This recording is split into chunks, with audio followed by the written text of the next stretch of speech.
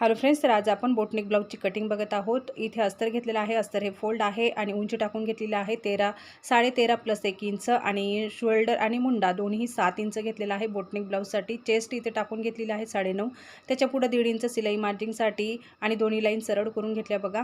त्यानंतर इथे मुंड्याचा आकार देऊन घेतला 1 इंचावरती, गडा रुंदी घेतलेली आहे 4 इंचावरती, गड्याची उंची घेतलेली आहे 3.5 आणि बॉक्स तयार केला आणि मुंड्याची इकडून डाऊन केलेला आहे बघा पाऊण इंचावरती घेऊन आणि अशा पद्धतीने क्रॉस लाईन वडली। त्यानंतर बॅक पार्ट कटिंग करून दुसऱ्या कपड्यावरती आखून घेतलेला आहे आणि आता फ्रंट पार्टची आपण ड्राफ्टिंग करणार आहोत। वरती 1 इंच, खाली 1.5 इंच प्रिन्सेस ब्लाऊजसाठी आपण एक्स्ट्रा घेत असतो। गडा उंची घेतलेला आहे 5.5 आणि पानगडाचा आकार देऊन घेतला। त्यानंतर मुंडा आहे तेवढाच इथे घेतलेला आहे आणि या पद्धतीने अर्धा इंच खाली घेऊन डाऊन करून घेतलेला आहे बघा। अशा पद्धतीने आकार दिला मुंड्याला। त्यानंतर 4 वरती, पावणे 4 वरती एक मार्किंग केली, शोल्डरपासून टेप पकडला, 10.5 वर मार्किंग केली आणि प्रिन्सेस ब्लाऊजचा आकार देऊन घेतला। त्यानंतर कटिंग करून घेतलेली आहे।